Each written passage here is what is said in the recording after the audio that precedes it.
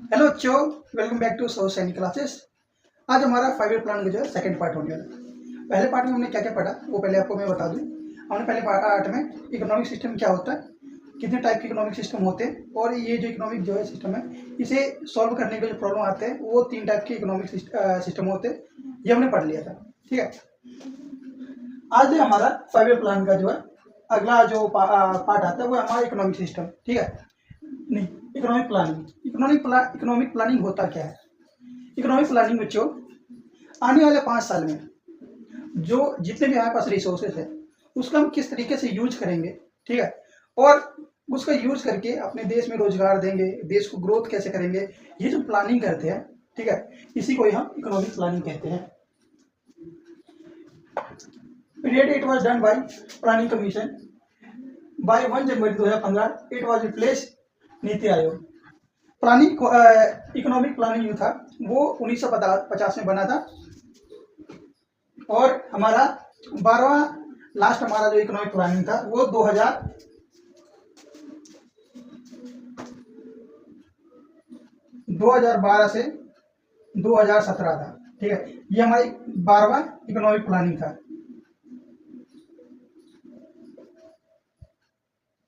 ये हमारा 12वां economic planning था। इसे रिप्लेस करके नीति आयोग का नाम दे दिया गया। अब आप पूछोगे कि नीति आयोग ये नाम क्यों दिया गया, ठीक है।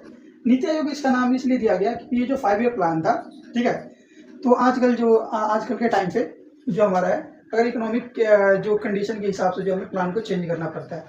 तो पहले क्या था, जो 5 ईयर प्लान होता था 5 साल का लंबा बहुत ज़्यादा गैप था, उसमें चेंज करना थोड़ा सा टाइम लगता था। ये जो नीति आयोग जो है ना ये, ठीक है, ये नीति आयोग आने के बाद हमारा इकोनॉमिक कंडीशन जैसा होगा उसके हिसाब से हम इकोनॉमिक प्लानिंग को चेंज कर सकते हैं, इसलिए नीति आयोग इसे लाया गया, ठीक है। और ये जो 5 ईयर प्लान जो है ये जो हमारे देश के जो प्रधानमंत्री होता है, प्राइम मिनिस्टर, उसके नेतृत्व में ये प्लानिंग किया जाता है, ठीक है। और the architect of Indian economic PC Mahalanobis, जो इकोनॉमिक प्लानिंग है इसका स्ट्रक्चर, इसका आर्किटेक्ट कौन था, वो था हमारा पीसी महालनोबिस। इन्होंने ही ये हमारा जो है प्लानिंग इकोनॉमी इन्होंने स्टार्ट करा था, ठीक है। It was done for period of 5 year. ये 5 साल के लिए होता है, इसलिए इसे नॉन एज 5 ईयर प्लान के नाम से इसे जाना जाता है, ठीक है। यह 5 ईयर प्लान का जो हमारा 4 मेन गोल होता है 5 ईयर प्लान का, जो होता है ग्रोथ, मॉडर्नाइजेशन, सेल्फ रिलायंस और इक्वालिटी। ग्रोथ क्या होता है? ग्रोथ का मतलब होता है जो देश में जो है प्रोडक्शन कैपेसिटी जो होता है वो बढ़ाना, जो जिससे कि लोगों को रोजगार मिलेगा तो लोगों को जो है लोगों की रहने की जो है वो उनकी जो स्टैंडर्ड ऑफ लिविंग वो चेंज होगा, हमारे देश की जो है इससे ग्रो करेगा, ठीक है। और आगे अगला जो आता है हमारा है मॉडर्नाइजेशन। पुराने तकनीकों को छोड़ करके नई जो मशीनरी है, ठीक है, उसका उपयोग करके प्रोडक्शन जो है होता है वो बढ़ाना होता है, ठीक है। सेल्फ रिलायंस, जो दूसरे देश पे जो डिपेंडेंट है, ठीक है, उसको कम करके खुद ही हम इंडिपेंडेंट बनेंगे, ये होता है हमारे सेल्फ रिलायंस। इक्वेलिटी क्या होता है?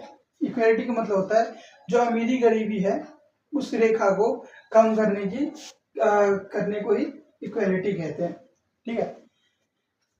जो 5 ईयर प्लान जो है वो फर्स्ट 5 ईयर प्लान जो हुआ था वो लॉन्च हुआ था जवाहरलाल नेहरू जी ने उन्होंने पार्लियामेंट में लाया था, जो था 1 अप्रैल 1951 को ये आया था, ठीक है। और हमारा लास्ट 5 ईयर प्लान जो है वो 12वां 5 ईयर प्लान था, जो कि 2012 से 2017। इसके बाद जो है नीति आयोग जो है आया था, इसका नाम रिप्लेस करके 5 ईयर प्लान को रिप्लेस करके नीति आयोग का नाम दे दिया गया था। ग्रोथ क्या होता है? ग्रोथ जो है it refer to increase in country capacity to produce goods and service in a country. इसका मतलब ये होता है कि जब किसी देश के अंदर उनकी जो गुड्स एंड सर्विस की प्रोडक्शन की कैपेसिटी जो है वो बढ़ता है, उसे हम ग्रोथ के नाम से जानते हैं। फॉर एग्जांपल देख लो, कोई देश फॉर एग्जांपल इंडिया है, ठीक है। इंडिया पहले 100 यूनिट जो है एक साल में वो प्रोड्यूस करता था, ठीक है।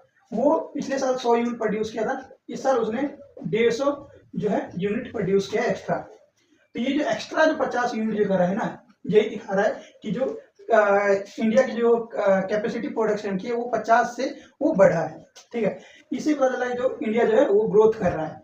ठीक है, ग्रोथ ही इंडिकेट करता है जीडीपी को। ठीक है, बिकॉज क्योंकि जो जीडीपी जो है ड्राइव करता है जो कंट्री की जो जितने भी सेक्टर है ना वो समान दर पे वो ग्रो कर रहा है। जैसे फॉर एग्जाम्पल जैसे ये सेक्टर होता है, ये 3 टाइप के सेक्टर होते हैं, प्राइमरी, सेकेंडरी और टर्चरी। प्राइमरी में आता है एग्रीकल्चर सेक्टर, ठीक है, और सेकेंडरी में आता है प्रोडक्शन जो मैन्युफैक्चरिंग होता है वो होता है, और सेकेंडरी में आता है service.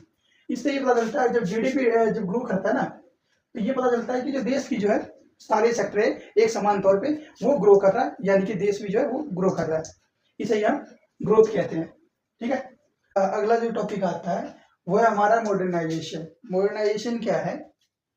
It refer to raise the standard of living of people. It was achieve in 2 way. Modernisation जो है, मॉडर्नाइजेशन से जो हमारे देश में जो लोग रह रहे हैं उनके जो स्टैंडर्ड ऑफ लिविंग है, ठीक है, वो चेंज होता है। वो कैसे चेंज होगा? वो 2 वे में होता है। पहला है एडॉप्टिंग अ न्यू टेक्नोलॉजी, जो है पुराने तकनीकों को लिफ्ट करके हम नए तकनीकों से जो है प्रोडक्शन की जो उसे इंक्रीज करते हैं और बाजार में हम बेचते हैं। जो न्यू टेक्नोलॉजी है इससे क्या होगा, जो प्रोडक्शन में जो कॉस्ट आता है ना वो लो होता है। जो लो होता है तो इससे जो बाजार में जो है जो भी गुड्स एंड सर्विस है उसका जो प्राइस है वो लो होता है। ठीक है, लो होता है तो लोग जो है उसे परचेस करते हैं और जो पैसा बचता है उन्हें वो किसी और चीज में अपना इन्वेस्ट करते हैं। ऐसे ही उनका जो है स्टैंडर्ड ऑफ लिविंग चेंज होता है। और दूसरा आता है चेंजिंग सोशल आउटलुक।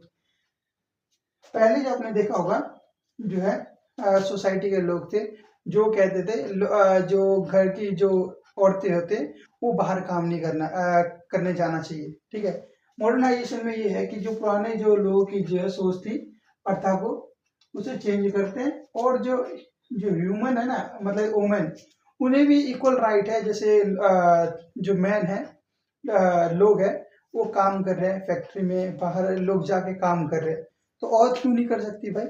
तो उन्हें भी जो वर्क फोर्स में जो है वुमेन को भी इक्वल राइट एंड अपॉर्चुनिटी मिलती है इस मॉडर्नाइजेशन की वजह से। तो यह हमारा जो टॉपिक, हमारा अगला जो टॉपिक है वो है सेल्फ रिलायंस।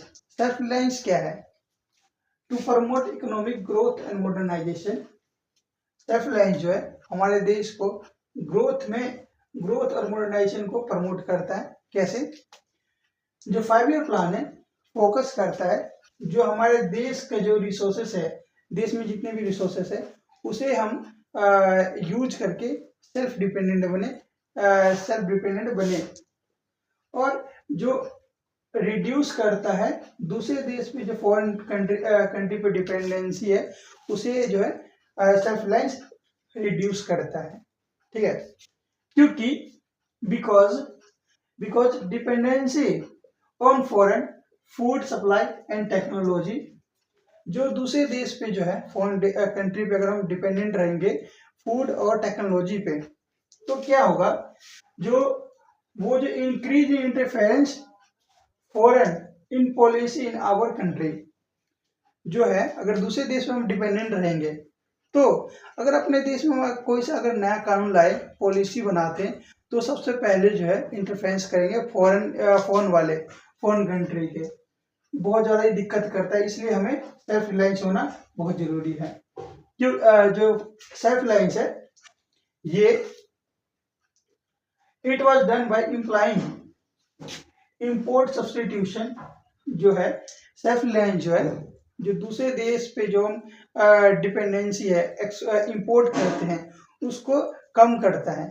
ठीक है, और प्रमोट दी एक्सपोर्ट पॉलिसी जो है सेल्फ रिलायंस जो है दूसरे देश पे जो हम दूसरे देश से जो इंपोर्ट करते हैं सामान को उसे रिड्यूस करता है और जो एक्सपोर्ट करेंगे सामान गुड्स को उसे इम्प्रूव करता है। क्योंकि हम अपने देश में जो अपना खुद जो प्रोडक्ट अगर बनाने लग जाएंगे, ठीक है, गुड्स एंड सर्विस की प्रोडक्शन करेंगे तो हमें दूसरे देश से इंपोर्ट कराने की जरूरत नहीं पड़ेगी और हमारे पास जो एक्सेस बच रहा है वो दूसरे देश में हम उसे सेल करके अपने देश को हम ग्रो कर सकेंगे।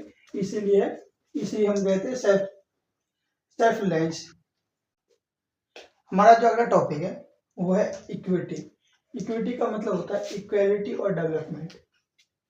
डेवलपमेंट से जितने भी देश को जो फायदा हुआ है, ठीक है, वो अमीर बिजनेसमैन और अमीर को ही ना मिले, बल्कि जो हमारे देश में जो गरीब है उनको भी मिलनी चाहिए। क्योंकि अमीर और जो गरीब होते हैं उनका बेसिक नीड होता है रोटी, कपड़ा और मकान और मेडिसिन भी। इनको भी इक्वली जो है फायदा मिलना चाहिए।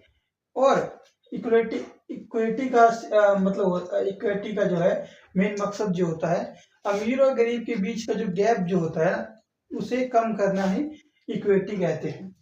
ठीक है, यहाँ पे वही लिखा हुआ है, it aim to increase the standard of living. जो डेवलपमेंट से जो है अमीर और गरीब को जो फायदा मिला है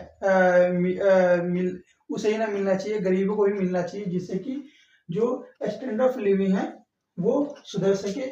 और all the people in country to promote social justice. जो अमीर गरीब लोग हैं दोनों की जो बेसिक नीडेड है रोटी, कपड़ा, मकान, मेडिसिन, ये जो है सबको इक्वली जो है उनको मिलना चाहिए राइट, और उनको सोशल जस्टिस भी मिलना चाहिए। इसे हम इक्विटी कहते हैं। इस लेक्चर को हम यहीं पे खत्म करते हैं। आई होप कि यह वीडियो आपको अच्छा लगा होगा। अच्छा लगा होगा तो लाइक और शेयर सब्सक्राइब करना मत भूलना। मिलते हैं नेक्स्ट वीडियो में।